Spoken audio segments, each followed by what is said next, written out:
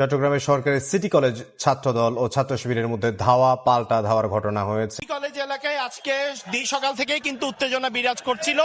ঠিক বিকেলে কিছুক্ষণ আগে ছাত্রদল এবং ছাত্র শিবিরের মধ্যে ধাওয়া পাল্টা ধাওয়া এবং এক পর্যায়ে তাদের মধ্যে সংঘর্ষের ঘটনাও কিন্তু ঘটে এবং এরপর আমরা দেখেছি আইন শৃঙ্খলা রক্ষাকারী বাহিনীর সদস্য যারা আছেন তারা কিন্তু এখানে এসেছেন এবং এই মুহূর্তে পরিস্থিতি নিয়ন্ত্রণের চেষ্টা করছেন। আসলে সকাল থেকেই তাদের মধ্যে দুইটি পক্ষের মধ্যে উত্তেজনা বিরাজ করছিল। এরপর পুলিশ ঘটনাস্থলে আসে এবং তাদেরকে নিবৃত্ত করার চেষ্টা করে এবং সকালের পর বিকেলে আসলে ছাত্র শিবিরের একটি বিক্ষোভ মিছিল ছিল।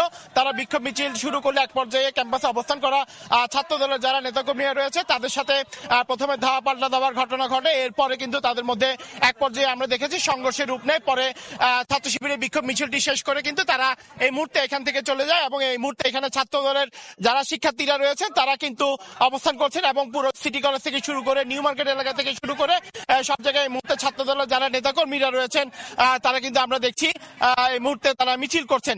সেক্ষেত্রে একে অপরকে কিন্তু তারা দায়ী করছেন এবং এখানে আসার পরে আমরা যে বিষয়টি দেখেছি মূলত সিটি কলেজে ছাত্র রাজনীতির জায়গায় গুপ্ত রাজনীতি লেখাকে কেন্দ্র করে আজকে আসলে এই বিষয়ের অবতারণা হয় এবং এই সংঘর্ষেরও অবতারণা হয়। মূলত একটি গ্রাফিতিতে ছাত্র রাজনীতির জায়গায় কে বা কারা গুপ্ত লিখে দেওয়ার পরে কিন্তু দুটি পক্ষের মধ্যে কথা কাটাকাটি হয় এবং কথা কাটাকাটি রক্ষাকারী বাহিনীর সদস্য যারা রয়েছেন তারা সবাই কিন্তু ঘটনাস্থলে উপস্থিত হয়েছেন এবং এই মুহূর্তে পরিস্থিতি নিয়ন্ত্রণে রয়েছেন এমনকি আমাদেরকে জানিয়েছেন চট্টগ্রামের কোতোয়ালি থানার ভারপ্রাপ্ত কর্মকর্তা। সেক্ষেত্রে এখানে এলাকায় যারা সাধারণ মানুষ রয়েছে সবার মধ্যেই কিন্তু এক ধরনের আতঙ্ক উত্তেজনা বিরাজ করছে। সেক্ষেত্রে আইন শৃঙ্খলা রক্ষাকারী বাহিনীর ঊর্ধ্বতন কর্মকর্তা যারা রয়েছেন তারাও কিন্তু এখানে এসেছেন এবং ছাত্র দলের যারা নেতা কর্মীরা রয়েছেন এই মুহূর্তে তারা সিটি কলেজ থেকে শুরু করে নগরীর নিউ মার্কেট এলাকা থেকে শুরু করে যে এলাকাগুলো রয়েছে এখানে তারা কিন্তু মিছিল করছেন। আমরা তাদের কয়েকজনের সাথে কথা বলার চেষ্টা করেছিলাম, তারা আমাদেরকে জানিয়েছে আসলে মূলত যে পাল্টাপাল্টি অভিযোগ